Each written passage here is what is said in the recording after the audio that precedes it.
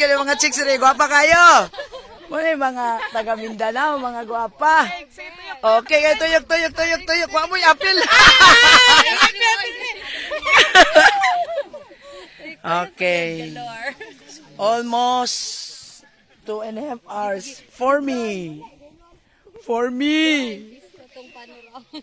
Kasi ang bagal ko maglakad. But it's worth it. It's worth the wait. Manda isa sige lagdupa murag tag-iya sa kanang bukid.